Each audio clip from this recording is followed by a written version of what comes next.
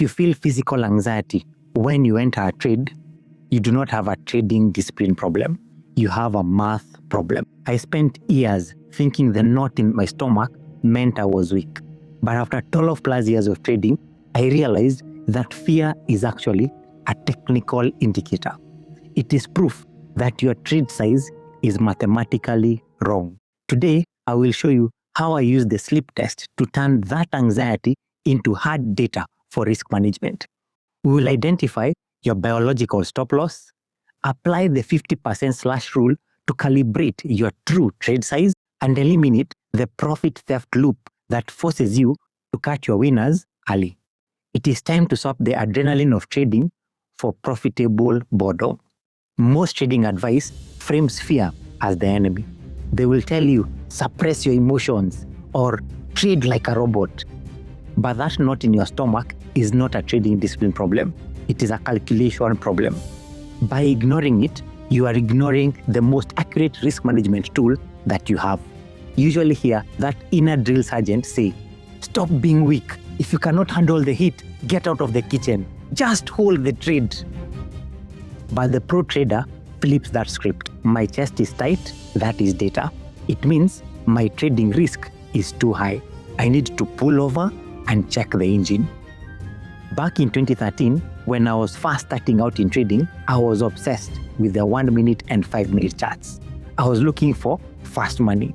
I placed a trade and immediately felt that sick pull to check my phone. I would wake up at 2 a.m., my heart racing, just to see if the trading candle was green or red.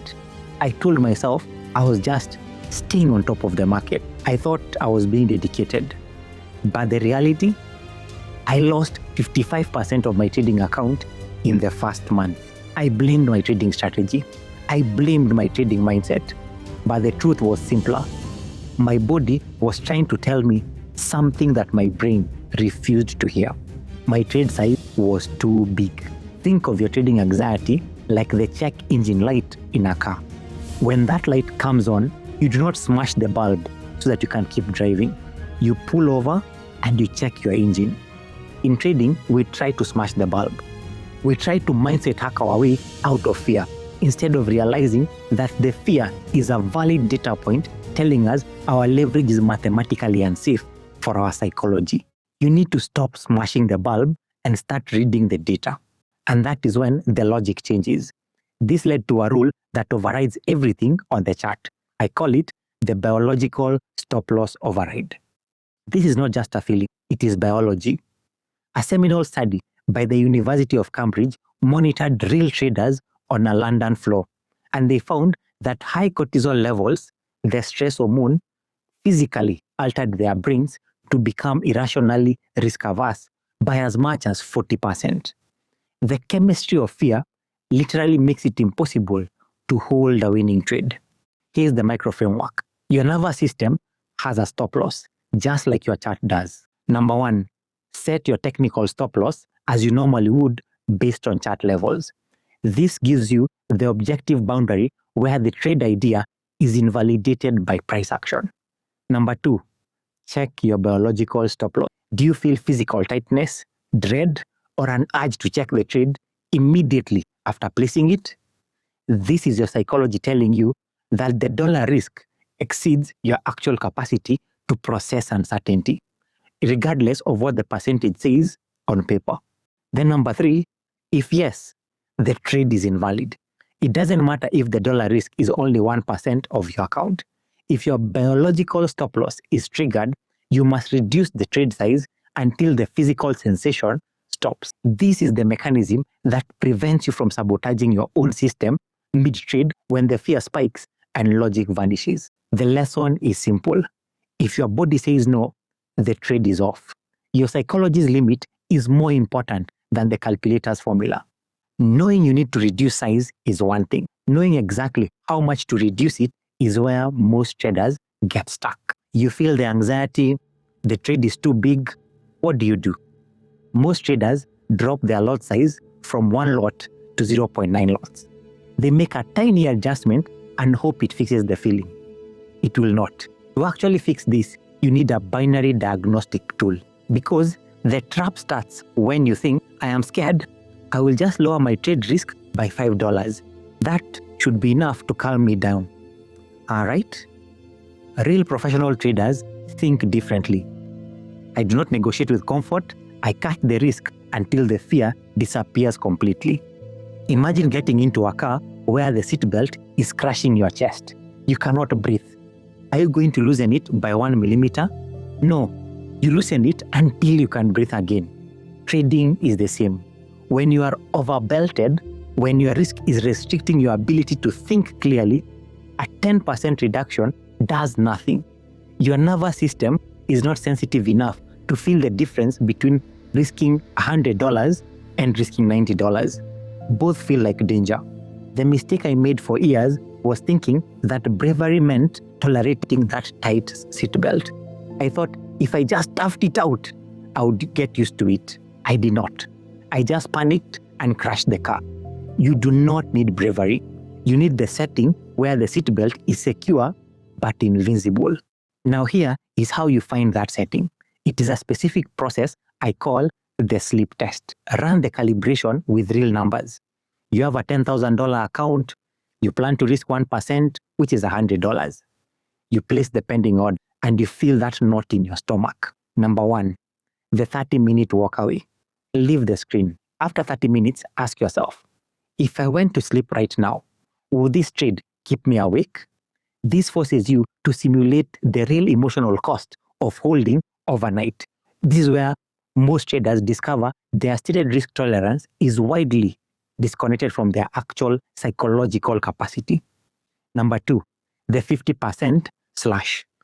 If the answer is yes, do not drop to 0.9%, like $90. Cut the lot size by 50%. Now you are risking $50, 0.5%. Because you need to shock your nervous system into safety. A 10% reduction is noise. A 50% cut forces your brain to reevaluate the entire premise of the trade. Number 3, the retest. Ask the question again. Still feel anxious? Cut it by 50% again. Now you are risking $25 or 0.25%. This is not a negotiation. You keep slashing until the fear vanishes completely, because any residual anxiety will sabotage your ability to hold the trade. Number 4, find the floor. You are looking for the exact dollar amount, whether it is $50 or $12, where your heart rate flatlines and you feel completely bored. That final number, that is your true trading risk tolerance. Trade that number and not a cent more. That handles the entry. We will fix the panic you feel during the trade in just a second.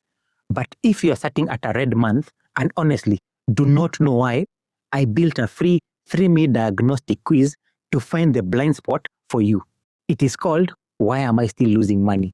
And it pinpoints the exact trading system failure collapsing your portfolio. Click the link in the description to get your personalized diagnosis today. What if you passed the sleep test at entry, but 24 hours later, you are staring at a winning trade and feeling panicked? This is the profit theft loop. You are in a trade, it is green, it is moving in your favor, but you are stressed. You feel like you need to bank it before it disappears. This is mid-trade anxiety. This mid-trade anxiety is the number 1 reason traders cut winners early. You know, that voice that says, it is up $50, take it now before the market steals it back. You cannot afford to lose this. But the disciplined trader's mind says, this fear is not a sell signal. It is a receipt for the risk I took yesterday. I have to let it run. We often mistake this stress for intuition. We think, my gut says the market is about to turn. It is not. Mid-trade anxiety is like a smoke detector going off 10 minutes after the fire has started. It is lagging data. Say you are long the British pound against the US dollar. It moves up 20 pips. You are up $100. Your target is at $400. A 2-to-1 risk-reward trade. But you are terrified. Why? Because you risked $200 on this trade. That $100 feels massive because the risk was too big for your psychology. Now look at the calculation you are about to accept. If you close the trade now to bank the $100, you risked $200 to make $100. That is a 0.5 risk to reward ratio. Let me walk you through what that means. To break even with a 0.5 ratio, you need to win 67% of your trade just to stay at zero or break even. You are solving an emotional problem by creating a mathematical disaster. You are robbing your future self to pay for yesterday's mistake. Look, you have to separate the signal from the noise. You must recognize the profit theft loop before it steals your trading edge. Here is how. Number 1, acknowledge the source. Say out loud, this anxiety is about my trade size and not the exit price. By verbalizing it, you force your brain to recognize that the discomfort is historical. It is about the decision you already made, not the market's future. Number 2, hold the line. Do not touch the current trade. Let it hit your take profit or stop loss price. You cannot fix the past error by breaking your trading rules now. If you close early, you teach your brain that panic is a valid strategy. Number 3, log the data. Write down in your journal. Trade size was too big, anxiety triggered. This creates a forensic trail. Over time, you will see patterns that consistently trigger oversizing. Number 4, resize next time. Use this data to apply the 50% slash to your next trade. Do not try to fix the current trade by adjusting stops. That is just emotional tampering. The reality? You cannot fix the discomfort of the current trade. You have to endure it as the tuition for learning your true size for the next one. I used to think that successful trading would feel electric. I thought I would be high-fiving myself. I was wrong. Real success feels like nothing. Before, it usually sounds like this. I hope today is huge. I need some action. Let's make some money today. But the pro trader flips that script. My orders are in, the risk is managed, now I get on with my actual life. Around 2019, I used the sleep test to dial my trading risk down to exactly what I could handle, about 2% per trade then. I would wake up, check the alerts, place the orders, and close the laptop. And then I would go to work. I would not check the phone at lunch. I genuinely forgot I had trades open. At first, I thought I was losing my passion. But then, I looked at my profit and loss. It was growing faster than ever. I realized that excitement is a warning sign. Excitement means you have too much on the line. The professional trader does not want a thrill from trading. The professional wants a paycheck. This is the destination. Profitable boredom. And here is the litmus test to know if you have actually made it. After you place a trade, ask yourself one question. Do I feel any urge to check this trade before the market closes? Number 1, if yes, you are still oversized. You are a thrill seeker. Your nervous system is treating the trade like a bet and not a business decision. You need to run the sleep test again and slash harder. Number 2, if no, you have hit the comfort floor. You are a bored professional trader. This is mastery. You have sized the trade so perfectly to your psychology that the outcome becomes irrelevant to your emotional state. Your goal is to be so bored by the mechanics of your trading that the only thing you find interesting is the compounding of your account at the end of the year. That is where the freedom is. So now you know how to fix your internal stop loss using the sleep test. But that will not save you if you place your technical stop loss inside the noise zone, where banks hunt for liquidity. So check out this video where I show you the ransom calculation formula that I use to work out the exact safe distance for every stop loss so that you stop getting kicked out of winning trades. So see you in that video.